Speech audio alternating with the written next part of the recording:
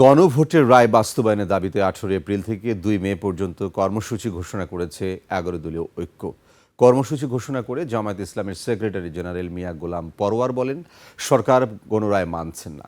জুলাই সনদকে আইনি ভিত্তি দিয়ে সংবিধানে অন্তর্ভুক্ত করার আগ পর্যন্ত 11 দলের দফায় দফায় কর্মসূচি চলবে। শফিকুল ইসলামের রিপোর্টে বিস্তারিত। কালার এক্সপার্ট ডার্ক স্যাপ এবং মাইল্ড অন হ্যান্ডস টেকনোলজি সমৃদ্ধ অরিক্স অ্যাডভান্স ডিটারজেন্ট পাউডার আপনার লন্ড্রি এক্সপার্ট।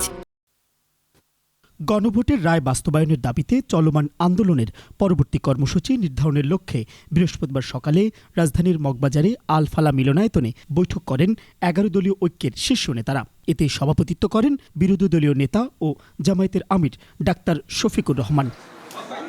বৈঠকে গৃহীত সিদ্ধান্ত সংবাদ সম্মেলনে তুলে ধরেন জামায়াতের সেক্রেটারি জেনারেল মিয়া গোলাম পরোয়ার।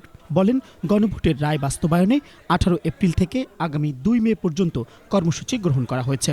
18 এপ্রিল শনিবার 11 দলের উদ্যোগে রাজধানী ঢাকায় গণমিছিল, ঢাকার বাইরের সকল বিভাগীয় শহরে 25 এপ্রিল শনিবার গণমিছিল হবে 11 দলের উদ্যোগে।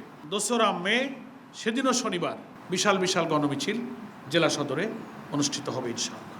18 থেকে 2রা মে পর্যন্ত এই যে মাঝখানের দিনগুলোতে প্রত্যেকটি বিভাগীয় শহরে এবং গুরুত্বপূর্ণ জেলা শহরগুলোতে সেমিনার অনুষ্ঠিত হবে। দ্বিতীয় ধাপের এই কর্মসূচি শেষে দেশের প্রতিটি সিটি কর্পোরেশন ও বিভাগীয় শহরে 11 দলের উদ্যোগে বিশাল সমাবেশ হবে।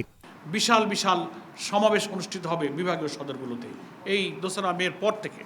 এই রাউন্ড করে আসার পরে রাজধানীতে 11 দলের উদ্যোগে একটা বিশাল জাতীয় মহাসমাবেশের আয়োজন করে শীর্ষ নেতৃবৃন্দ পরবর্তী দফার কর্মসূচি ইনশাআল্লাহ ঘোষণা করবে। প্রশাসনে ফ্যাসিবাদী কায়দায় নির্লজ্জভাবে দলীয়করণ করা হচ্ছে বলে এ সময় অভিযোগ করে জামায়াত ইসলামী। 1-1.5 মাসের মধ্যে একটা ফ্যাসিবাদী স্টাইলে যার বিরুদ্ধে এতকাল ওনারাই বক্তব্য রেখেছেন, আমরা রেখেছি, সেই কাজ নিজেরাই শুরু করেছে। শফিকুল ইসলাম, 21 টেলিভিশন, ঢাকা।